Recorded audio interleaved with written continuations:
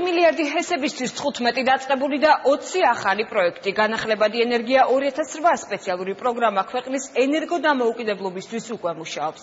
საქართველოს პრეზიდენტი დღეს პირადად იმყოფებოდა დარიალის ხეობაში. მიხეილ სააკაშვილმა გვირაბის გათხრის სამუშაოებში მიიღო მონაწილეობა, რომლის საშუალებითაც ობიექტმა წყლის დიდი ნაკადი უნდა მიიღოს.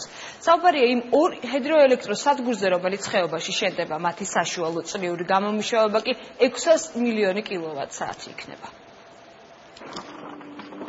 დარიალის ხეობაში ორი ჰიდროელექტროსადგურის მშენებლობა უწყვეტ რეჟიმში მიმდინარეობს. დარიალი ჰესი 109, ხოლო ლარსი ჰესი 20 მეგავატიანი სიმძლავრის იქნება.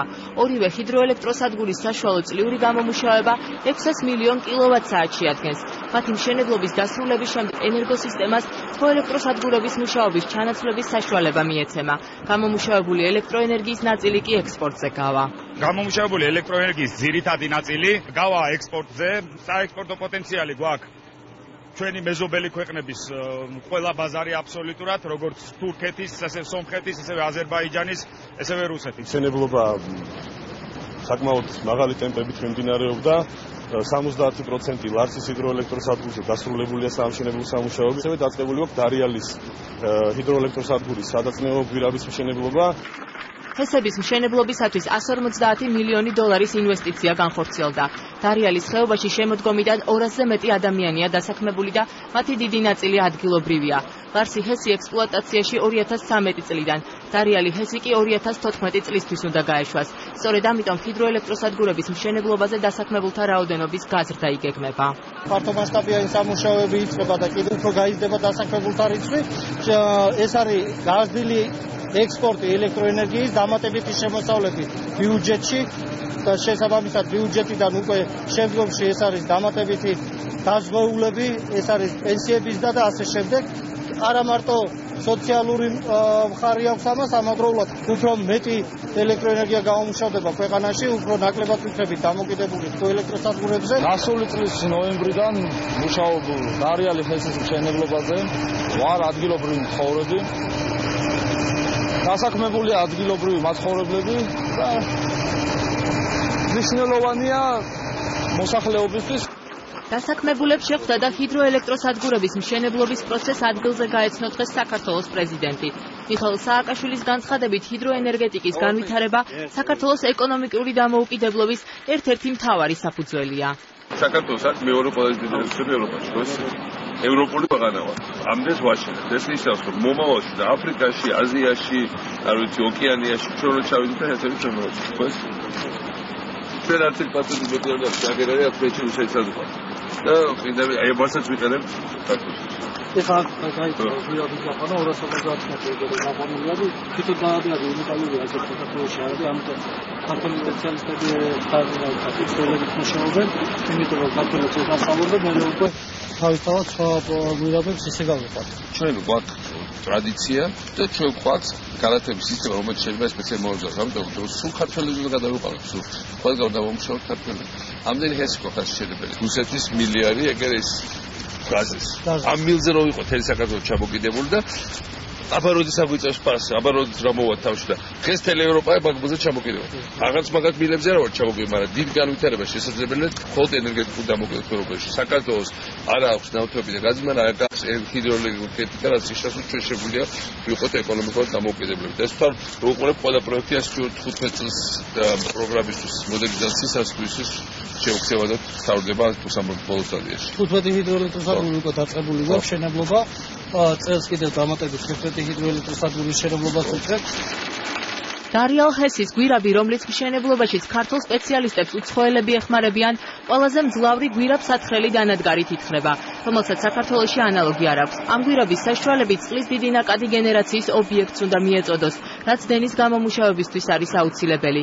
გვირაბის გათხრის სამუშაოებში დღეს მონაწილეობა საქართველოს პრეზიდენტმა მიიღო.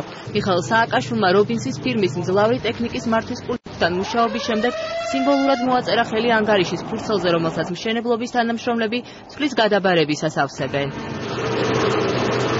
დარიალი ჰესზე გვირაბის გაყვანის პარალელურად ლარსი ჰესზე წყალმიმღებს აშენებენ, სადაც ელექტროენერგიის წარმოებისათვის საჭირო წყლის რაოდენობა უნდა დაგროვდეს.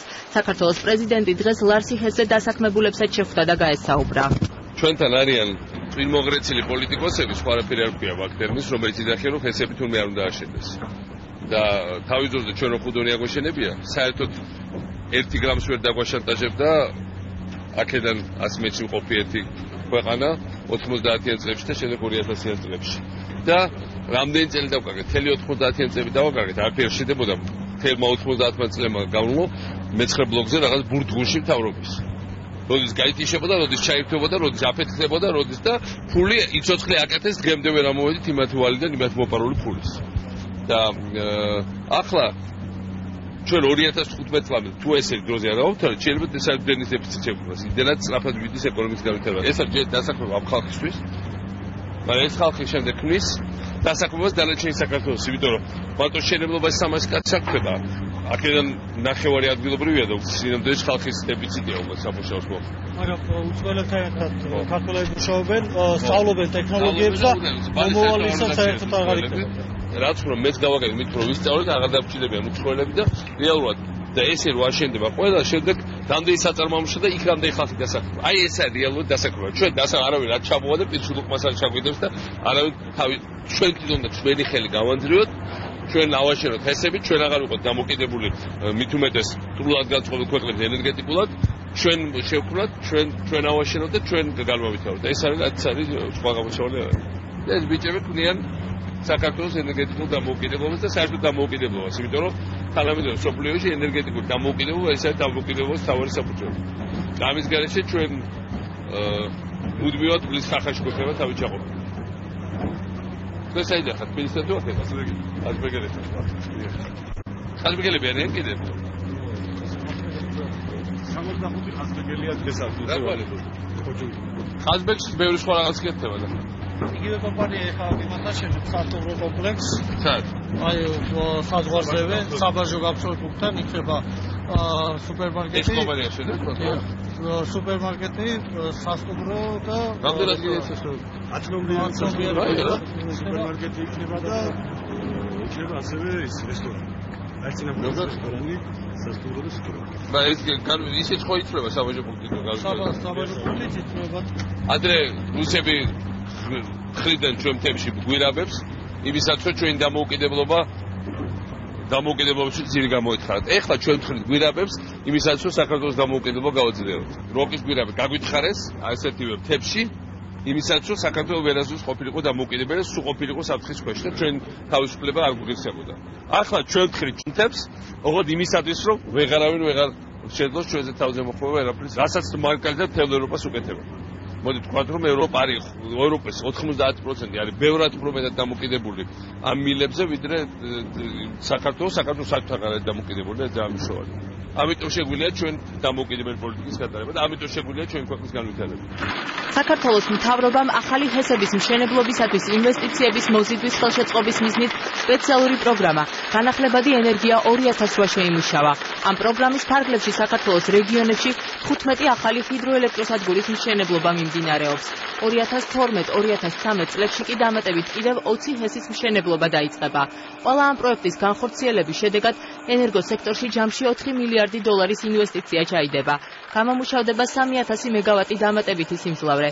მიმდინარე სამუშაოებზე კი ჯამში 13000 ადამიანი დასაქმდება.